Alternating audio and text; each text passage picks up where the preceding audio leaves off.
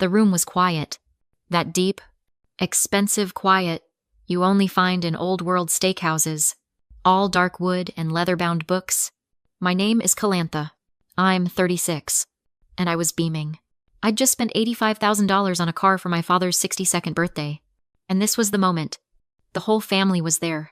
My father, Michael, a man who looks more like a severe economics professor than a dad, stood up. He raised his champagne glass. The room fell silent. He locked his eyes on mine, and I felt my heart swell.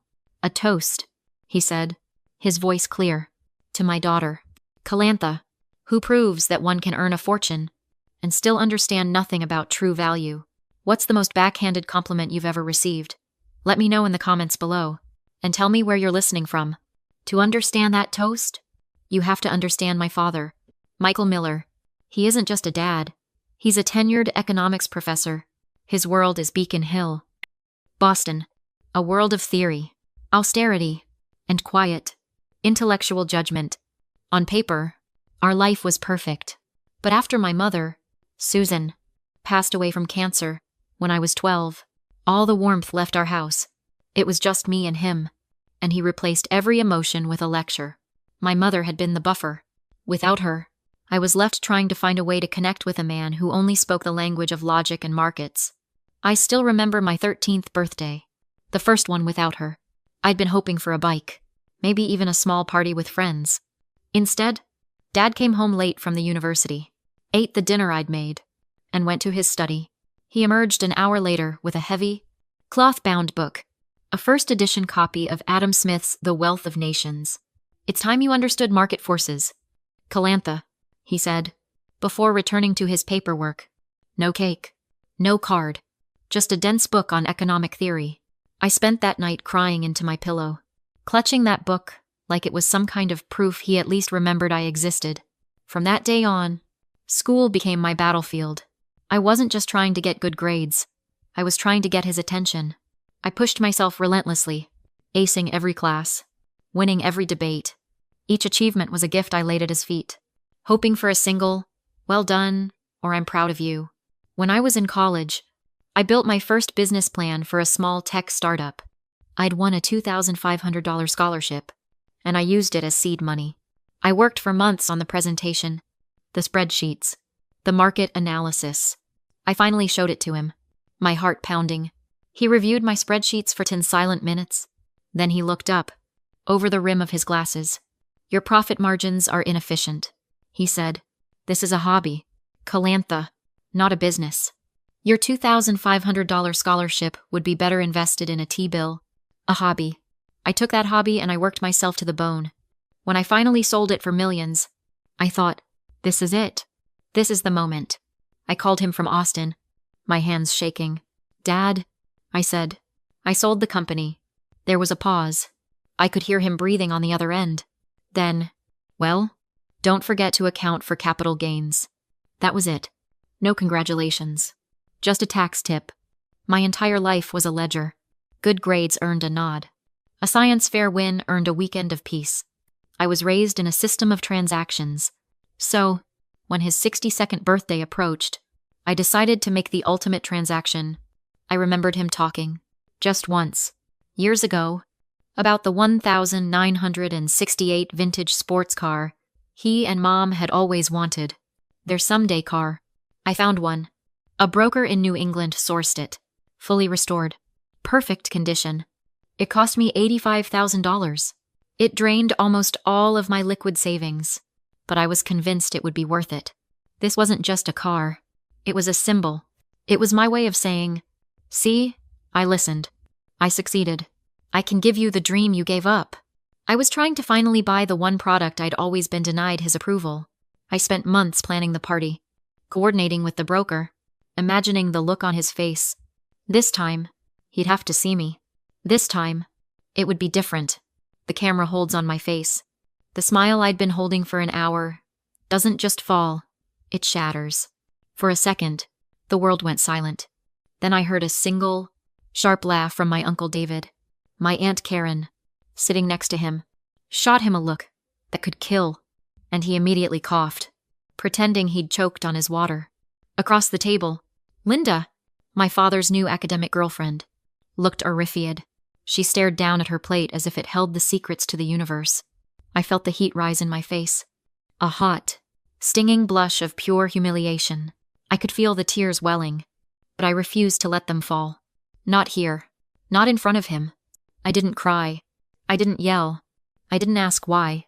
In that moment, I realized a truth I'd never understood. You don't have to win the argument. You just have to protect your dignity. I stood up slowly. The scrape of my chair against the hardwood floor sounded deafeningly loud in the silent room. I placed my heavy linen napkin neatly on the table, and without a single word, I chose dignity over drama. I turned, and I walked out. I walked past the bar, where people were laughing, oblivious. I walked past the host stand. I pushed open the heavy oak doors and stepped out into the cold, damp Boston night. The air hit my lungs, and it felt like breathing for the first time. I got into the back of an Uber I'd called from the lobby. Only then, in the darkness of the back seat, did I let a single, hot tear roll down my cheek. I wasn't sobbing. I was consumed by a cold, sharp clarity. The next morning, I was in my sterile hotel room at 7 a.m. I hadn't slept. I was just staring at my phone, watching the pale light filter through the curtains. Then it buzzed. A text from Michael, my father. My heart leaped. Maybe it was an apology. Maybe he'd woken up and realized what he'd done. I opened it. The text read, "You created an incredibly awkward situation last night. You embarrassed me in front of Linda." I stared at the words. My blood didn't just run cold. It turned to ice. I embarrassed him. There was no apology, no remorse. Just blame. I didn't reply. I couldn't. What could I even say? 10 minutes later, my phone buzzed again. Text number 2 from Michael. "Linda is very upset. You owe her an apology for ruining the evening." This time, I almost laughed. It was so absurd. The suffocating lack of self-awareness. The sheer nerve of it. I owed his girlfriend an apology. My phone started ringing. "Michael?" I hit ignore. It rang again. Immediately. "Michael." I hit ignore again. A few seconds later, a new text notification appeared. "This is childish. Calantha, I am flying to a conference at noon. I expect you to have the keys and paperwork for the car on my desk before I return. We will discuss your immature behavior then." I read that last text 3 times. He wasn't just unapologetic. He was doubling down. He was demanding the $85,000 gift he had just publicly mocked and humiliated me for giving him. He saw my pain as immature behavior. And that car, he saw it as his right. I read that final text. The demand, the entitlement, the complete lack of empathy. Something in me snapped. But it wasn't an emotional break. It was a professional one. I'm the co-founder of a successful tech company. I know how to sever a bad contract. I picked up my phone, but I didn't text him. I went to my contacts and called James, the classic car broker. He picked up, his voice cheerful. "Ms. Miller, how did he like it? It's a beauty, isn't it?" I took a breath. "It is, James. It's perfect. Listen, there's been a change of plans. I need you to relist the 68. There was a long silence. Excuse me," he finally said. "Is something wrong with the vehicle? We can have it picked up." "No, nothing is wrong with the car," I said, my voice steady and cold. "The situation has just changed. I need you to sell it." He sounded deeply uncomfortable. "Well, of course, Ms. Miller, but you understand? As a brokerage, relisting so quickly, as per our contract, there's the $5,000 commission fee to reacquire and sell." "Yes," I cut him off. "The $5,000 fee is fine. Please, just handle it. Wire the remainder to my account." I hung up. It was done. $5,000. It stung, but it felt like the price of freedom. Then, I opened my text chain with Michael. I typed one. Simple, cold sentence. "The matter of the car has been handled. It is being resold by the broker. Do not contact me again." I hit send. Then I blocked his number. Then I blocked Linda's. Then I blocked my Uncle David's. I opened my airline app and booked the next available flight back to Austin. I was at Logan Airport, gate B22, just waiting to board. My phone buzzed. An unblocked number from a Boston area code. I almost ignored it, but something made me answer. It was my Aunt Karen. "Calantha, honey. Please don't hang up." Her voice was kind, not accusatory. She was my mother's sister, and the only person in the family who ever felt warm. I stayed quiet. "What your father said," she began, her voice shaking a little, "was the cruelest thing I have ever heard. There is no excuse. I want you to know that." "Okay," I said, my voice flat, dead. "But," she hesitated, "I think you need to know why." "Why what?" Aunt Karen the first snapped. "Why he's a monster." "No, honey," she said gently. "Why that car?" I waited. What did she mean? Aunt Karen took a deep breath. "That 1968 sports car? It wasn't just his dream car. It was their car. His and Susan's. Your mother's?" My stomach just dropped. I had to lean against the terminal window. I felt dizzy. "He never told you, oh." "Michael," she sighed. "They were saving for it. Calantha. They had a picture of it on the fridge for years. It was their someday car. For when he got tenure and the kids were older." I couldn't breathe. "When your mom got sick," Karen continued, her voice cracking, "all that money, all of it, went to her medical bills. Every last cent. And after she was gone, he never spoke of it again. He took that picture down. He put that dream, and all his grief, into a box, and buried it. He buried everything. He never told me." I whispered. "Of course not," Karen said. And now she was weeping softly. "Honey, when you showed up with that car, with that exact car, you didn't just give him a gift. You resurrected a ghost. You unintentionally dug up the one piece of pain he couldn't bear to look at." She paused, and her next words hit me like a physical blow. "He didn't lash out at you, Calantha. He lashed out at it. At the reminder of everything he lost." My flight started boarding. I just stood there, completely frozen, the phone still pressed to my ear. 2 days later, I was back in my condo in Austin. The sun was streaming through the floor-to-ceiling windows, but my apartment felt cold. I'd been walking around in a daze, processing Aunt Karen's call. The anger was still there, a hot coil in my stomach. But now it was tangled up with this profound, tragic new information. He wasn't just cruel, he was broken. And I had, completely by accident, taken a hammer to the cast he'd built around his heart. I didn't know what to do with that. My laptop pinged. An email?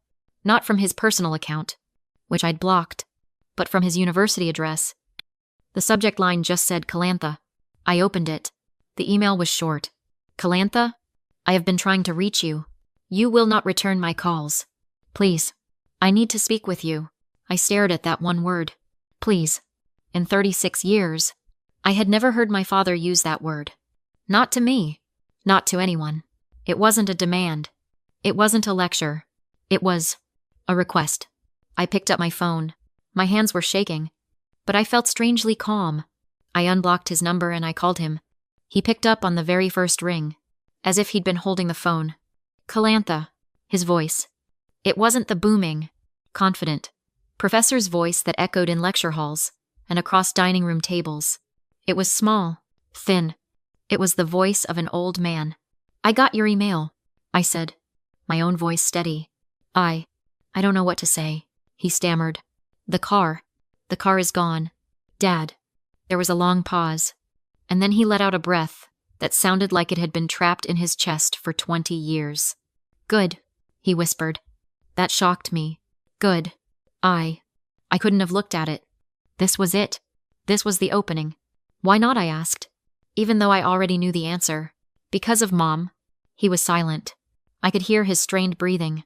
I don't know how, he finally whispered. You don't know how to talk about her, I pushed. And the anger, that familiar, righteous anger, started to rise again. So, you humiliate me instead, is that how it works? You call me valueless in front of my entire family, in front of your new girlfriend. All my life, I have been a line item on your ledger. Dad, a hobby, an inefficient margin. I'm so tired of trying to earn my place on your balance sheet. The words just poured out of me. All the pain of the calculator, the business plan, the decades of being measured and found lacking. On the other end of the line, he made a sound. It wasn't a word. It was a choked, guttural sob that was torn out of him. "It's not you," he said, and his voice was breaking apart. "It's me." He was openly crying now, and I just stood there, my phone pressed to my ear. "Frozen. You look so much like her." He wept. "And you're successful. You built something from nothing. From that hobby. I don't know how to. I'm so proud of you. Calantha. I'm so proud. And it terrifies me." The power flip was complete. The stoic professor, the man of ironclad theories and emotional austerity, was gone. In his place was just my dad. Don't leave," he pleaded, his voice desperate. "I know I don't deserve it. But please, don't be gone. I'll get help. I'll go to therapy. I'll do whatever it takes. Please. Calantha. Just, please."